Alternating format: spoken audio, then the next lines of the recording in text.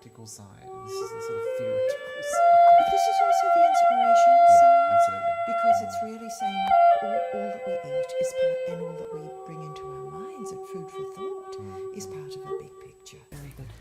Hello, and a very special welcome this month to the Universal Heart Book Club, because this is the first anniversary of our book club, and I'm just so delighted to be welcoming you. I'm Stephanie Dowrick. And I'm Walter Mason. And I think you're going to start this month with... A book about food, Stephanie.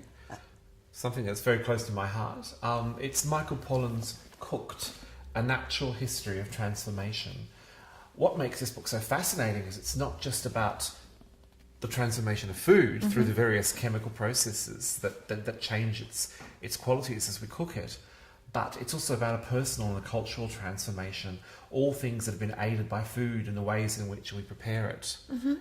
And Pollan's central thesis in this fascinating book, and I must stress, this is such a good read, such an interesting read. It's equal parts travel, science, and a little bit of religion, and a lot of culture, a lot of cultural history.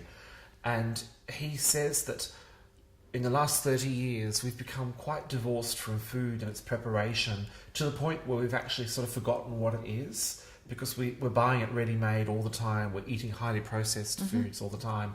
And he says that we have to get back in touch with food, with real food. He calls it grandma cooking.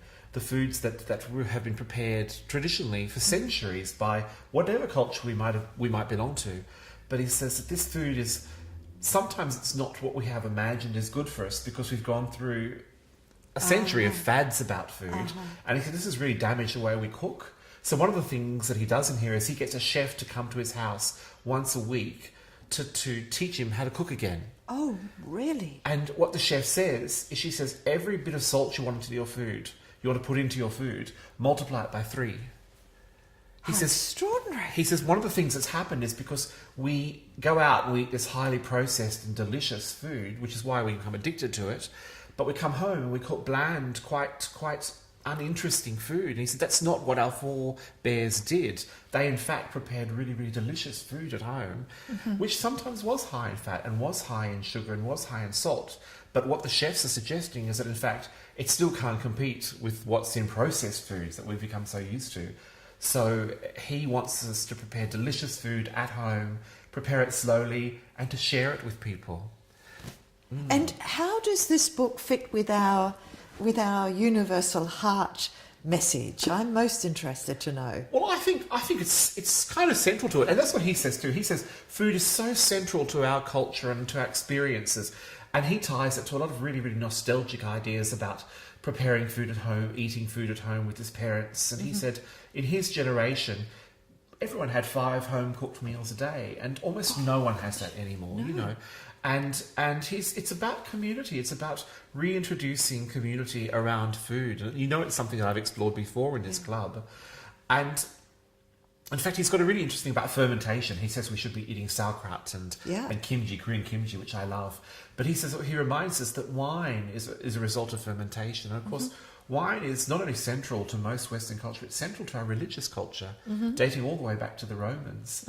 And it was so fascinating to read. It's part of what makes this very erudite but incredibly readable book so interesting.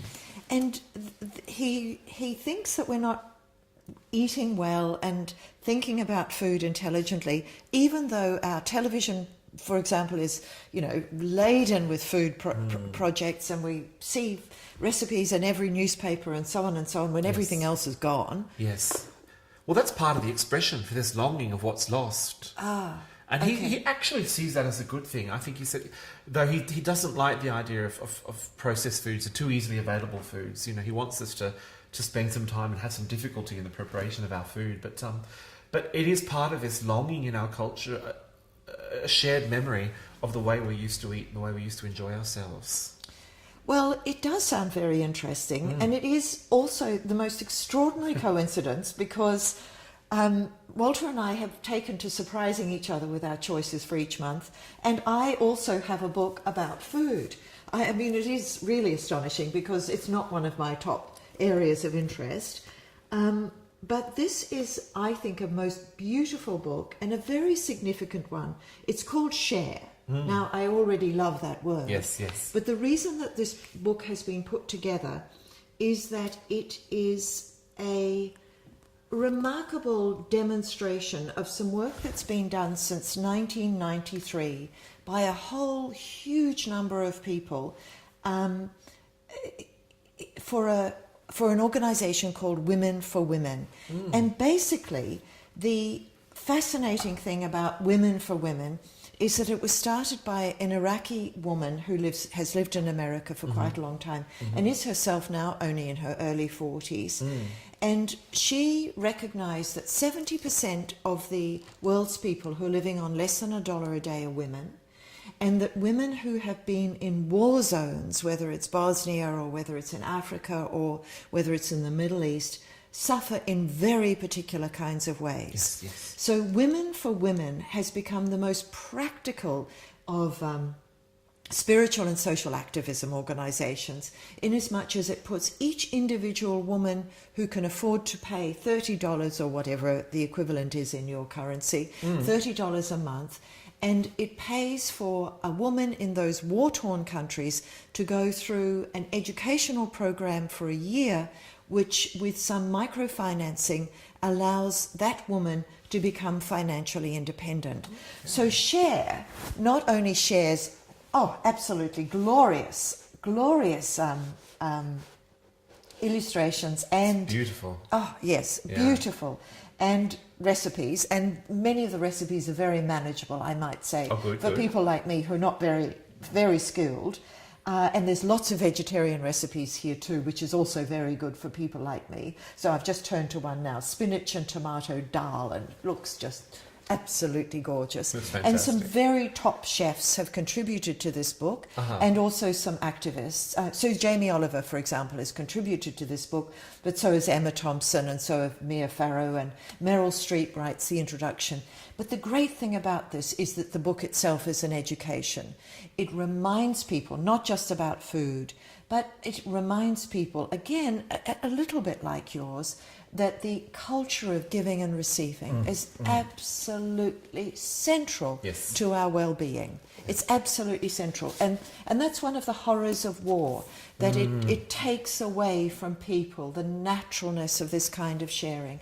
So I felt, as a peace activist, this is a really beautiful book. It supports Women for Women, and it also educates us about Women for Women. And I thought it was just a marvellous book for our first anniversary. Oh, beautiful. Yes, I'm going to get you a copy, Walter, it looks as our gorgeous, first anniversary gift. Oh, happy anniversary, Stephanie. Happy anniversary, Walter, and happy anniversary to everybody who's watching.